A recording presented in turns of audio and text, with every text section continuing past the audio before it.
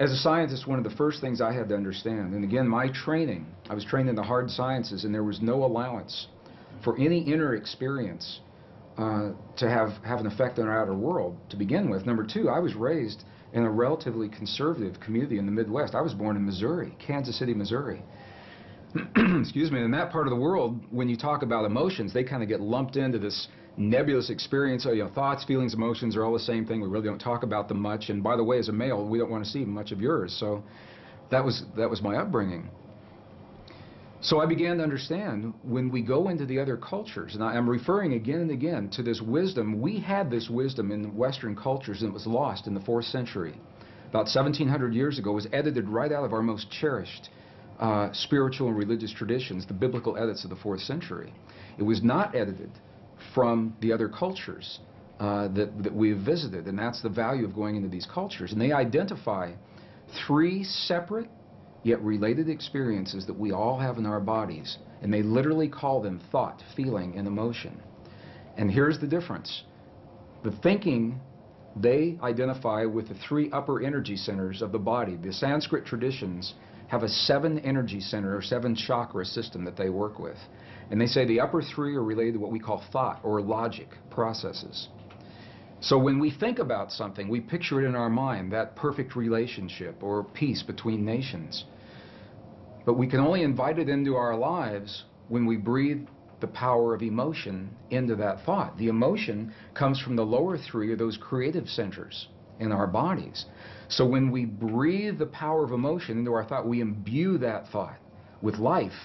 And those 2 energies meet in the one center that is not accounted for yet in our model. It's in our heart, or what scientists call the 7-layer liquid crystal oscillator in the center of our chest. But we'll just call it our heart, because that's what it does. Our heart is creating electrical and magnetic waves that are influencing the world around us based on what we think and the emotion that we breathe into those thoughts to create the feeling.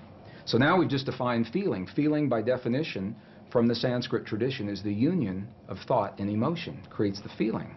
Now what makes this really interesting is that those traditions say we are capable of only 2 primary emotions, love and whatever we feel the opposite of love is.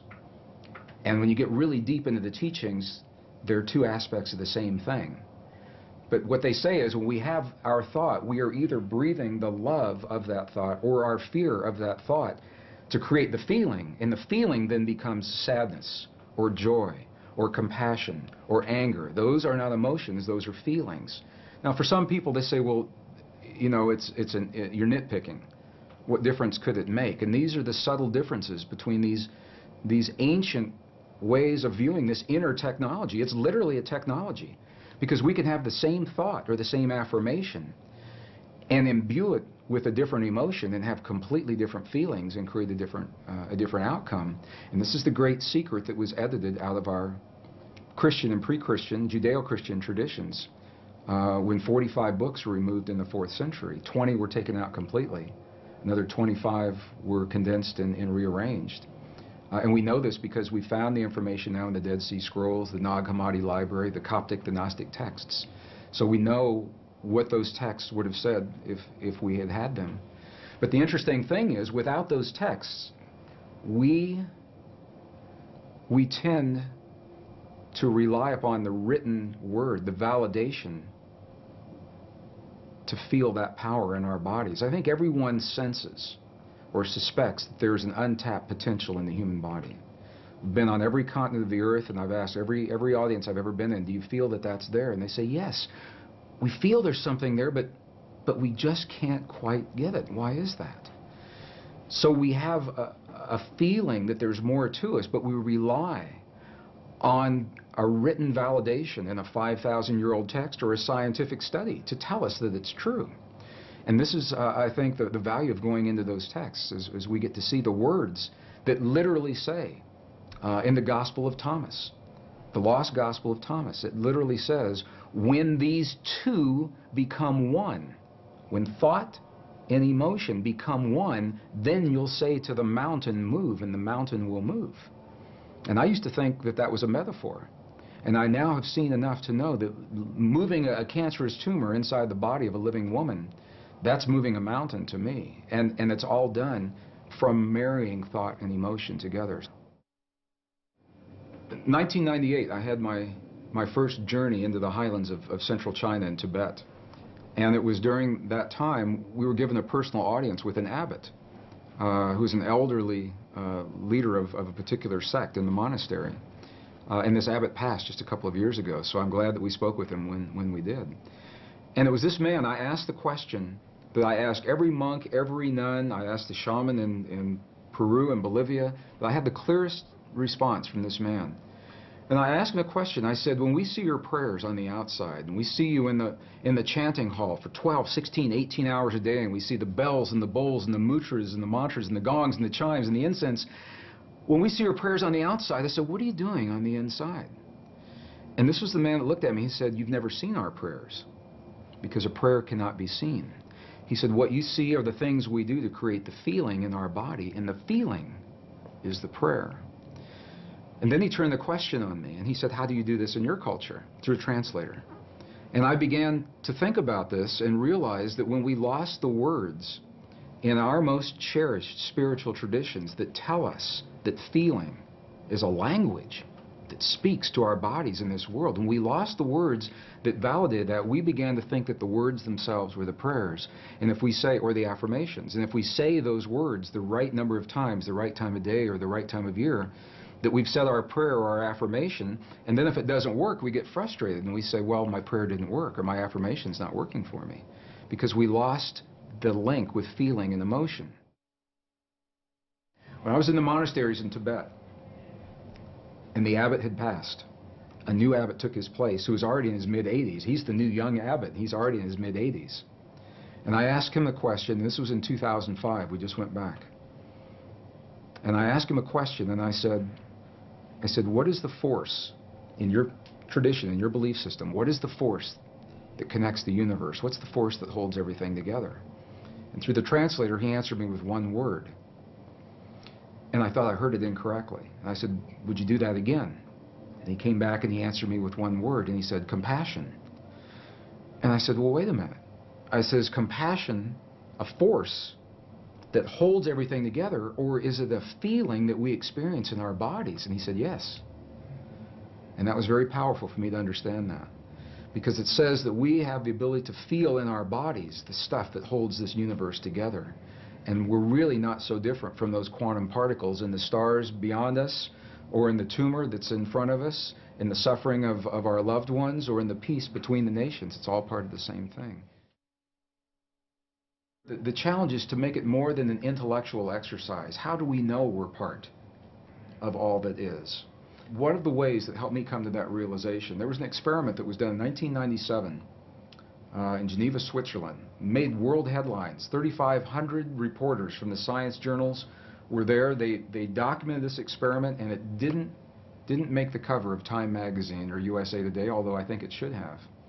And what the experiment showed, the bottom line, was that when you take the stuff our world is made of, a particle of matter, one particle, and even if you split that particle and send each portion to different locations, which is what this experiment did, they split one particle of matter and sent one particle 7 miles this direction, the other 7 miles that direction. They were 14 miles apart, and even though they were separated physically, they were still connected energetically. So that when one particle had an experience, they would disturb one particle, the other one acted like it was having the experience. Sometimes the other one would act like it was having the experience before the scientist even disturbed the first particle. And it's mind-boggling. They said, well, how can this be? But what this tells us is that once matter is physically joined, even when it becomes separate, the energy is still there that's connecting it. And this is why it's important to me, because if we go back far enough in time, all the particles of matter of this entire universe that are expanding were all meshed together in a single particle about the size of a green pea, is what scientists tell us today. It's what the computer models suggest. That if you could go into the universe today and take all the particles of matter and take out all the space in between and bring it together and compress it into a size of a single green pea, it means that you and me and every one of our listeners, we were all once part of that same particle that creates this whole universe today. And even though those particles are now separate and expanding, and the studies show that they are, energetically we're all still linked. When we lost the information telling us we're a part of all that we see, we found ourselves on a very technological path without the wisdom of us being in the equation. So we thought that's the world out there and that we're separate from that world. Now what's happened is our technology has come so far that our very existence is threatened by the technology that we've developed, whether it's the wars or the viruses or the climate change. So I believe we've come full circle now. To survive our time in history, we've got to write ourselves back into the equation. Our prayers, our affirmations, our beliefs, our language.